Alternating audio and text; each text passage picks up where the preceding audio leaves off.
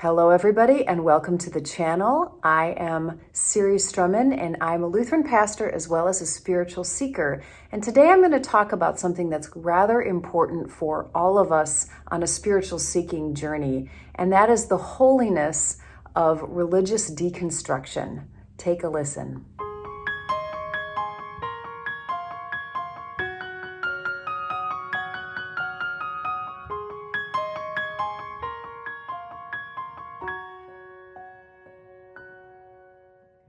One of the images that I have often used in talking to people about faith is that for some people, faith is constructed almost like a deck of cards.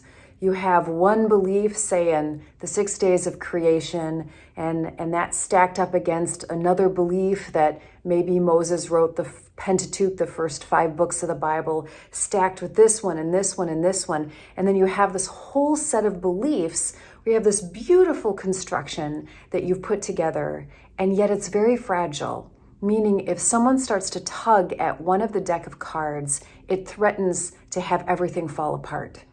And maybe you've experienced this yourself, or you've had a conversation with somebody whose faith was constructed in that way, where all of a sudden doubt was raised about something. Doubt was raised about the inconsistencies in the Bible or whatnot. And all of a sudden they got very, very scared. And so what's happening deep down inside is it's like somebody is pulling on a single card and the whole thing threatens to fall down. And of course, that would be very terrifying. But I argue that that is not a mature model of faith. It might be one that is given to you or handed to you, but it is not a mature model of faith. And oftentimes for people who do have that deck of cards faith and do allow themselves to start questioning and the deck of cards falls down, it feels like a huge process that is now called deconstruction, where you're deconstructing your old faith, and people are often terrified about what's on the other side. But I recently learned about something that I found really helpful. There is a man named Fowler who came up with what he calls the 5 stages of faith. And actually there's kind of a 6th one on the end. But in the very first couple stages of faith, they are literally the development of very small children. And if you think about small children going to Sunday school and just the way their brains are developed, they see things in black and white. Like little kids don't understand sarcasm for a while, and they don't understand metaphors and anything really abstract. For example, I did a children's sermon years and years ago when I was first a pastor, and I brought a little plant and sat it down and I said, "We are like this plant." And this 3-year-old boy goes, "Huh?" He had no idea what I was talking about. I was using similes and metaphors, and that was just beyond what their brain could actually focus on. But the brain changes, and as the brain changes, faith should change and evolve with them. So this could be the difference between, reading in your little children's Bible and seeing all of those stories and starting to form very simple and sweet understandings of God and faith in the Bible. And as you get older, it flushes out a little bit more. But what's interesting is that a lot of people can actually stay at only the 2nd level of faith, the 2nd stage of faith, where basically, even if they're going out in the world and they've earned a college degree and things like that, they have never really allowed their faith to continue to be challenged and to grow. And sometimes that is because they're in a faith environment that honestly warns against that. Unfortunately, there are faith environments that say that questioning and asking questions and being curious and even doubting is a lack of faith, and it's bad, and it's also questioning God, apparently. It's not. It's questioning, very importantly, what you've been taught, which is an important stage of life development.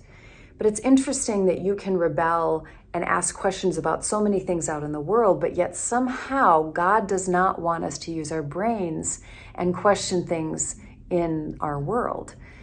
And so there's no spiritual and religious growth. There's no maturing up here in the faith. And so people can still have very simplistic understandings of the Bible and of God and the world, regardless of how old they are.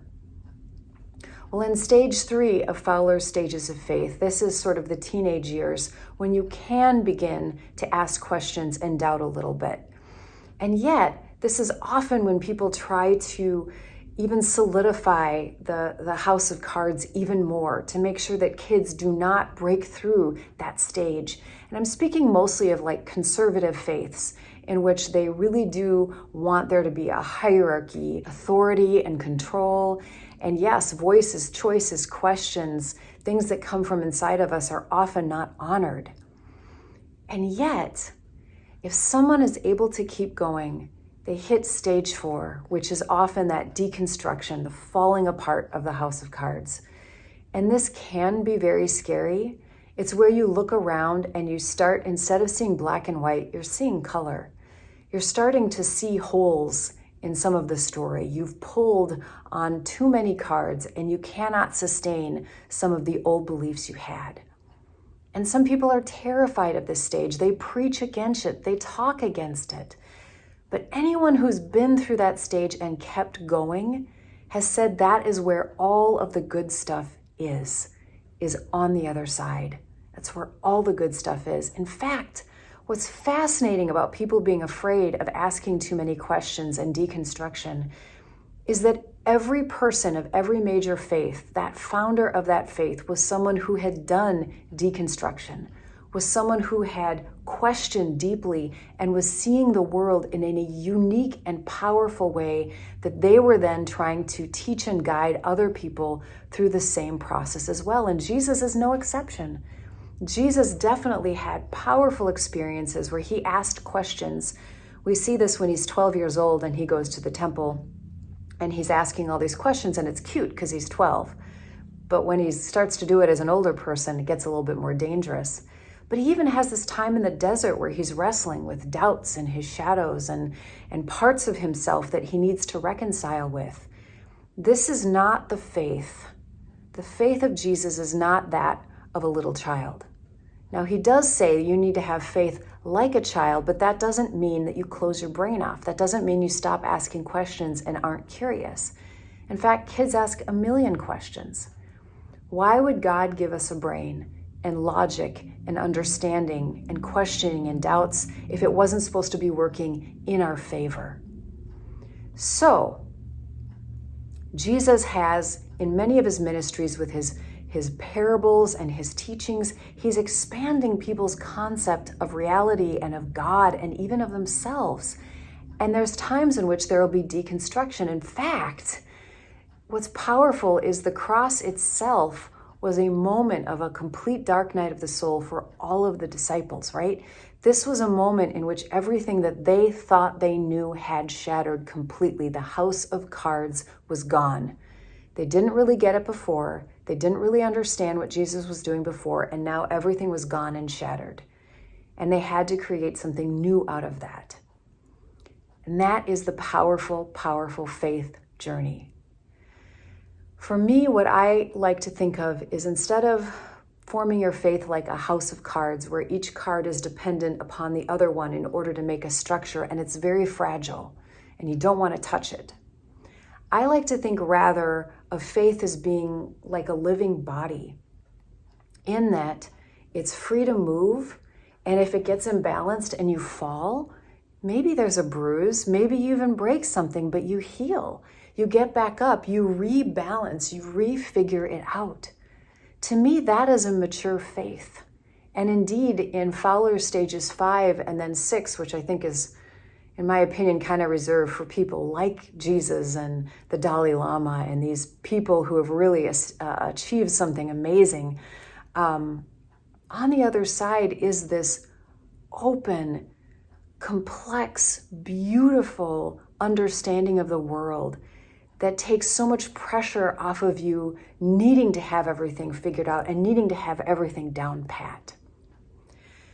So what I'm meaning to say is this process of deconstruction, if you've heard about it and you're terrified about asking questions or whatever, or maybe you've gotten to the point where You feel like you're asking questions and that makes you bad, that you're a heretic. Like, oh my gosh, if I actually told my pastor what I feel and think about Jesus or the Bible or God, like I'm going to get in trouble. And I'm sad if that would be true. But if you were talking to me, that would be super cool because that's part of the journey. I myself have questioned so much and am continuing to question. Nothing is off limits, and that's a good thing. I mean, our brains, our human brains, cannot possibly fathom the fullness of the universe. They can't. So why would God expect us to believe something that a 10-year-old can understand? Why at the age of almost 47 can I not have a 47-year-old's faith and understanding of God and the universe? And what if that just kept going and going and going, even beyond this life? And the world just gets more beautiful and more complex and more fascinating. And then we realize that all of the religion we were taught was just a way to try to explain it to our age level and our brain understanding. So yeah, we can talk about the Bible in really sweet, simple ways. We can talk about the faith in sweet, simple ways for sweet, simple people. But as they mature and grow, they need more, and we deserve more, and there is more, and God is very happy for us to seek and to find. So I hope this was helpful for you, and we'll see you next time. Bye-bye.